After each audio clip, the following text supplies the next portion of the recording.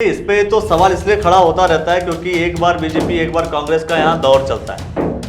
इस वक्त भारतीय जनता पार्टी की सरकार है तो जाहिर सी बात है अगला दौर फिर से कांग्रेस का हो। दौर तो हाँ? बहुत चले चलते रहेंगे। इनकी दौरों की चिंता मत करो। एक समय था जब लोग कहते थे त्रिपुरा में कभी भाजपा की सरकार नहीं बन सकती। अभी की बात है कि अगर अच्छा था तो आप नरेंद्र मोदी को चिट्ठी लिख दीजिए कि भाई वापस मत करो, आप लिख दीजिए। और जब वो वापस ले रहे तो भी जय, जब उन्होंने लागू किया तो भी जय। देवस्थानम बोर्ड आपकी सरकार ने लागू किया, पूर्व मुख्यमंत्री ने लागू किया, आपके पीछे आपके भारतीय जनता पार्टी के मुख्यमंत्री ने लागू किया, बहुत बढ़िया बहुत बढ़िया। और जब वापस लेते हैं तो भी बढ़िया। ये क्या है? मैं कह रहा हूं कि अगर आपकी पार्टी के लोग एक स्टेप लेते हैं, कहते हैं कि लागू कर दिया अच्छा है, पीछे कर दिया वो भी अच्छा है, देवस्थानम बोर्ड को लेकर के भी। अब भाई क्या आपके देखो हमारे यहाँ जो निर्णय है ना वो लोकतांत्रिक तरीके से होते हैं सारे। जनता तक भारतीय जनता पार्टी की आवाज पहुंचाने के लिए हमारे माननीय नरेंद्र मोदी जी प्रधानमंत्री जी उत्तराखंड में 4 दिसंबर को आ रहे हैं और बहुत बड़ा और बहुत बढ़िया कार्यक्रम वहां पर होने वाला है। मैं तो आपको भी आमंत्रित करूंगा। प्रधानमंत्री नरेंद्र मोदी जी 4 दिसंबर को पुनः उत्तराखंड आ रहे हैं। 1 महीना पहले भी वो उत्तराखंड में आए थे। तो इसका कारण क्या है? क्या 2022 के इलेक्शन को लेकर के कहीं ना कहीं दिमाग में ऐसा चल रहा होगा, मन मस्तिष्क में ऐसा चल रहा होगा कि उत्तराखंड को जीतेंगे कैसे? क्या कोई मूल मंत्र बताने आ रहे हैं प्रधानमंत्री नरेंद्र मोदी जी अपने कार्यकर्ताओं को कि इस तरीके से आप उत्तराखंड को जीत सकते हैं? और सोचनीय विषय यह है कि जब सरकार उत्तराखंड में भारतीय जनता पार्टी की है, तो इसके बावजूद आना और आकर के बार बार आकर के रैली करना अपने आप में बड़ा प्रश्न खड़ा करता है कि आखिर चिंता क्यों? अगर आपने अच्छा काम किया है तो फिर चिंता क्यों? और इन सभी विषयों को लेकर के आज हम जानेंगे डॉक्टर अंकित आर्य जी से, जो कि हरिद्वार के जिला उपाध्यक्ष हैं भारतीय जनता पार्टी से। आपका बहुत बहुत स्वागत। धन्यवाद अखिलेश जी। और आपसे मैं यही जानना चाहता हूं, जो सवाल मैंने सबसे पहले खड़ा किया कि आखिर इतनी चिंता क्यों है, जो कि आपको आना, जो कि प्रधानमंत्री जी को आना पड़ रहा है? चिंता नहीं है, तैयारी है। ये चिंता नहीं, तैयारी है? नहीं, चिंता नहीं है। चिंता जो शब्द है वो ठीक नहीं है। चिंता नहीं है। उत्तराखंड में 2022 में विधानसभा चुनाव है और भाजपा अपनी तैयारियों को लेकर के उन तैयारियों के साथ जनता को जोड़ना चाहती है और जो जनता को उन्होंने अपनी तैयारियों के साथ जो जोड़ना है उसी की समीक्षा के लिए, उन्हीं सब चीज़ों को देखने के लिए हमारे माननीय प्रधानमंत्री 4 दिसंबर को उत्तराखंड में आ रहे हैं। देहरादून में परेड ग्राउंड में विजय संकल्प महारैली, एक बहुत बड़ी रैली, बहुत बड़ा कार्यक्रम देहरादून में होने जा रहा है। ये जो कार्यक्रम है, इस कार्यक्रम को लेकर के हम सब कार्यकर्ताओं को और उत्तराखंड वासियों को माननीय प्रधानमंत्री जी से बहुत उम्मीदें हैं। हम भी उनकी तरफ, उनके मार्गदर्शन को लेकर के, जो उनका मार्गदर्शन यहाँ की जनता को मिलेगा, वो जो मार्गदर्शन है उससे भारतीय जनता पार्टी के कार्यकर्ताओं में भी नई ऊर्जा का संचार होगा और हम लोगों को भी नवीन चीजों को जानने का, पहचानने का, परखने का, समझने का मौका मिलेगा। इस बार जहां तक मेरी जानकारी है लगभग 20,000 करोड़ की परियोजनाओं का माननीय प्रधानमंत्री जी उद्घाटन करने वाले हैं। और अभी एक देखिए, आप उनकी गंभीरता को समझिए, उत्तराखंड के प्रति उनकी गंभीरता, उनका चिंतन कितना जबरदस्त चिंतन है। यहाँ के चारों धाम को लेकर के उन्होंने ऑलवेदर रोड को लेकर के वो चले।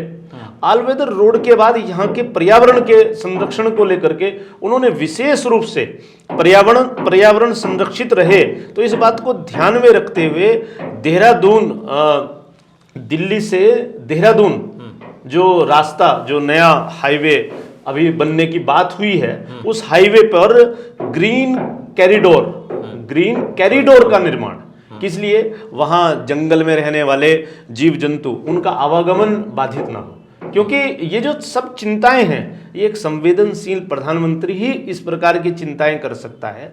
और इन सब बातों को जनता के समक्ष रखने के लिए जनता तक भारतीय जनता पार्टी की आवाज पहुंचाने के लिए हमारे माननीय नरेंद्र मोदी जी प्रधानमंत्री जी उत्तराखंड में 4 दिसंबर को आ रहे हैं और बहुत बड़ा और बहुत बढ़िया कार्यक्रम वहां पर होने वाला है। मैं तो आपको भी आमंत्रित करूंगा कि आप उस कार्यक्रम में आइएगा और उस कार्यक्रम का लाइव आप दिखाइएगा हमारे सभी दर्शकों को उस कार्यक्रम की भव्यता और उस कार्यक्रम में जो माननीय मोदी जी के विचार हैं उनको आपके चैनल के माध्यम से भी सुनने का मौका मिलेगा। जी बिल्कुल सही बात है कि आप ये जो बात कह रहे हैं कि भाई प्रधानमंत्री नरेंद्र मोदी जी आ रहे हैं और उनका बहुत ही सेंटिमेंट्स जुड़ा हुआ है, उनके बहुत भाव जुड़े हुए हैं उत्तराखंड से, लेकिन बात यही आती है कि चुनाव के वक्त ही क्यों, महज 4 महीना पहले, अभी मार्च में इलेक्शन हो सकते हैं, आपको सरकार बनानी है, नई सरकार का गठन करना है, तो ऐसे दौर में आने का मतलब कहीं ना कहीं मैं समझता हूँ कि चुनावी प्रचार भी है, चुनावी रैली भी है, इसको हम कह सकते हैं। चुनावी रैली है ऐसा आप कह सकते हैं। देखिए उनका तो आना लगातार बना रहता है, ऐसा कोई बीच में कोई इतना बड़ा गैप नहीं हुआ, वो लगातार उत्तराखंड में आते रहते हैं। यहाँ उत्तराखंड में माननीय पुष्कर सिंह धामी जी हमारे उत्तराखंड के यशस्वी युवा मुख्यमंत्री हैं, उनके नेतृत्व में इस समय उत्तराखंड के अंदर हमने जो नारा लिया है अब की बार 60 पार जी, ये जो नारा है इन सब चुनाव में इन सब विधानसभाओं को हमें जीतना है। हमारे जो सभी कार्यकर्ता हैं उनको नई नई जानकारियां उनको मिलनी है।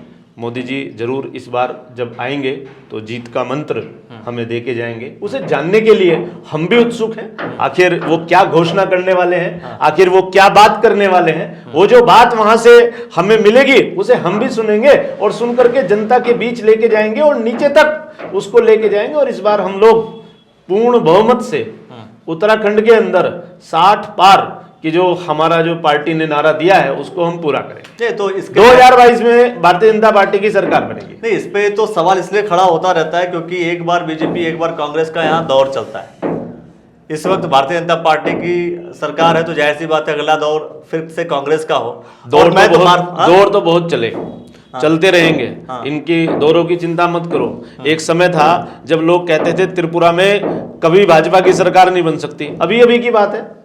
त्रिपुरा को आपने देखा होगा किस प्रकार के रंग लोगों ने देने का प्रयास किया, सांप्रदायिक रंग भी लोगों ने देने का प्रयास किया, लेकिन वहां के अभी स्थानीय निकाय चुनाव में भारतीय जनता पार्टी को जो बहुमत मिला उस बहुमत को मैं कहीं ना कहीं इस बात को कहूंगा कि लोगों ने सांप्रदायिकता को साइड करके विकास को वोट दिया। जब आप वहां की भौगोलिक स्थिति और वहां की वास्तविक स्थिति की परिचर्चा करेंगे तो जो विपुल कुमार जी जो वहां माननीय मुख्यमंत्री हैं उनके द्वारा वहां पर विकास को लेकर के पिछले कुछ समय से जो विशेष प्रकार के काम किए गए, जैसे उसमें एक जल मार्ग था, मैं कहीं पढ़ रहा था, कोई वहां पर एक नया जल मार्ग वहां पर उसका निर्माण किया गया, उसे लेकर के लोगों के मन में बड़ी उत्सुकता है और लोगों ने उस बात को सराहा। उनको महसूस हुआ कि भारतीय जनता पार्टी के नेतृत्व में विकास की संभावनाएं बहुत ज्यादा हैं, ये लोग विकास करते हैं। तो इसलिए वहां की जनता ने सरकार का वहां की सरकार ने जनता का मूड समझ करके उसके हिसाब से जब काम करना शुरू किया तो वहां पर इस बार भाजपा की सरकार स्थानीय निकाय चुनाव में इतनी बड़ी जीत आज तक दर्ज नहीं हुई। और उत्तराखंड की बात ले लो, देखिए माननीय हमारे मुख्यमंत्री जी हैं, अभी किसी को पता भी नहीं था कैसा हो जाएगा।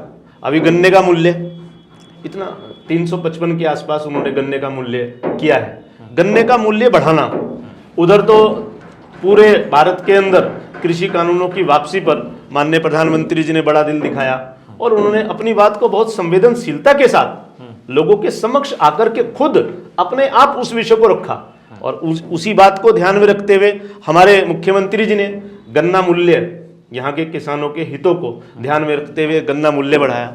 और अभी जनता सबसे ज्वलंत मुद्दा, मुझे पता है आप भी सवाल लेंगे, उस बात पर सबसे ज्वलंत विषय, जिन विषयों को लेकर के दूसरी ओर जो दल है ना वो जनता को भ्रमित करने का काम करते हैं, वो उनके बीच में इस प्रकार का सेतु बना देते हैं कि कहना मुश्किल हो जाता है, उनको समझाना बहुत मुश्किल हो जाता है। अभी जो देवस्थानम बोर्ड बड़े दिनों से माननीय हरीश रावत जी पूर्व मुख्यमंत्री, आपने उनका स्टेटमेंट सुना होगा कि सरकार मंदिरों पर कब्जा करना चाहती है।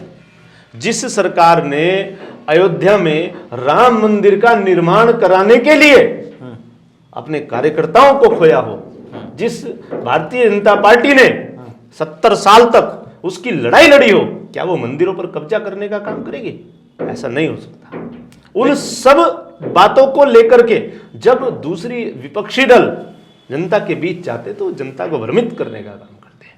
मैं तो माननीय पुष्कर सिंह धामी जी का, अपने मुख्यमंत्री जी का हार्दिक आभार और धन्यवाद प्रकट करना चाहता हूं कि उन्होंने इस बार कांग्रेस के मुंह पर एकदम सीधा तमाचा मारा।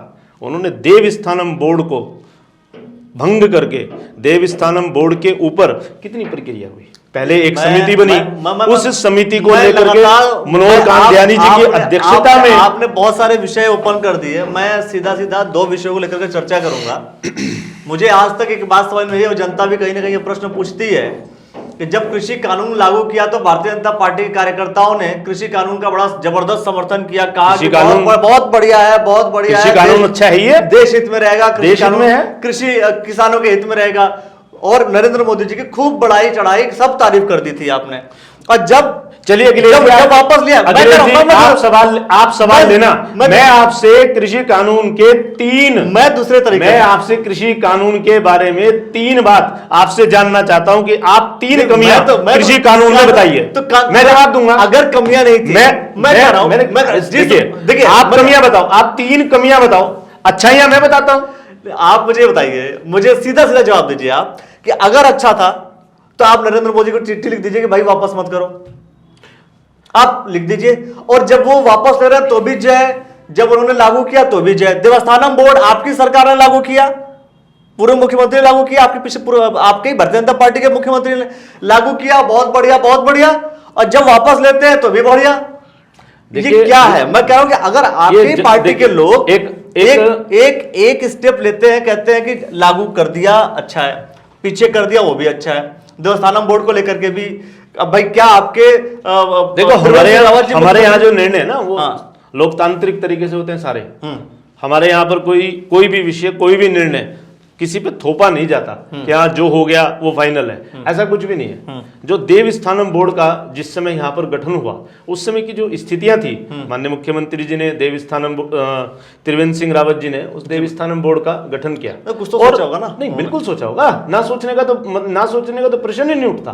देवस्थानम बोर्ड को जब यहाँ उत्तराखंड में लेके आए तो सारे मठ मंदिर जितने भी थे उनको इसके दायरे में लाए और उनको विकसित करने के लिए उनके अंदर पर्यटन की अपार संभावनाएं वहां पर विकसित हो सके, यहां पर रोजगार के नए अवसर खड़े हों, इन सब बातों को ध्यान में रखते हुए उसकी कार्य योजना बनी।